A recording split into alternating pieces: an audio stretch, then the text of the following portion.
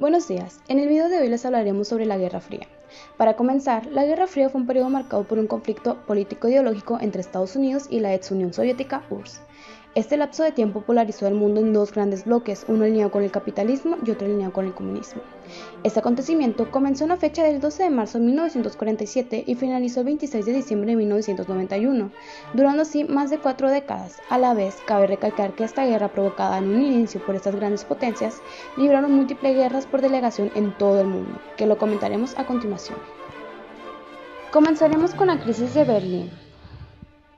Este fue el último gran incidente político-militar europeo de la Guerra Fría sobre la ocupación militar en la capital alemana de Berlín, la cual fue provocada por la Unión Soviética mediante un ultimátum exigiendo la retirada de las fuerzas armadas occidentales de Berlín Occidental.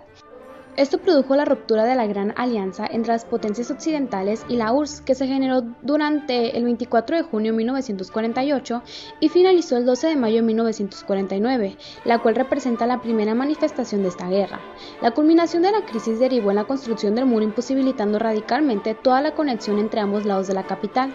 Esta acción fue llevada a cabo por Alemania Oriental, donde en noviembre de 1989, de manera pacífica y sin derramar sangre o disparar un arma de fuego, la población alemana derribó el muro de Berlín. Esa estructura dividió la capital alemana por casi 3 décadas. La caída de este muro aconteció la noche del 9 al 10 de noviembre de 1989, constituyendo el fin de la Guerra Fría, pero también el nacimiento de un nuevo orden mundial de bipolar a unipolar.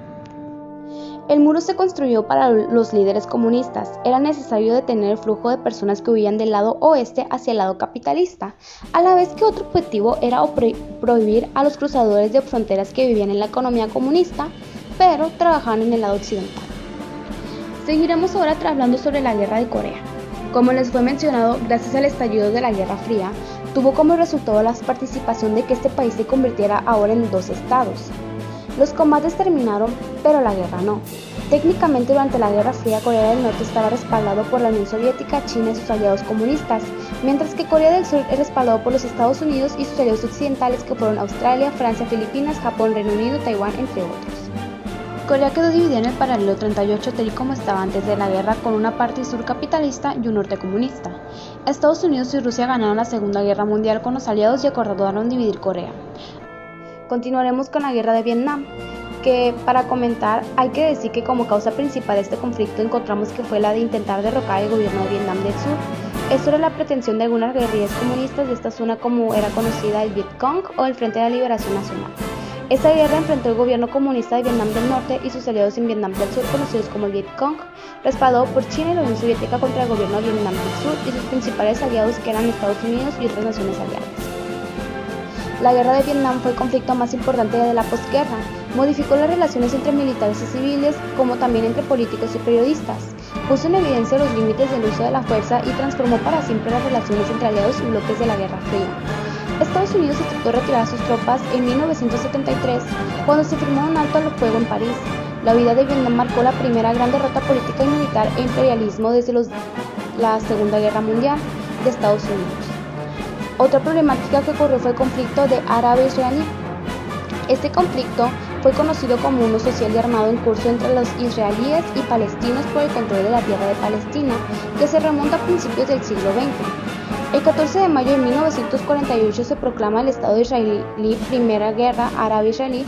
Con el paso de estos años, las comunidades judías asentadas en la Palestina histórica fueron creciendo y con ello aumentaron los enfrentamientos entre los palestinos.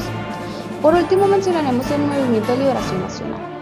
Este movimiento es el que pretende independencia política de una nación oprimida o sometida a independencia, que se da en diferentes naciones bajo regímenes coloniales o neocoloniales, racistas o militarmente ocupados.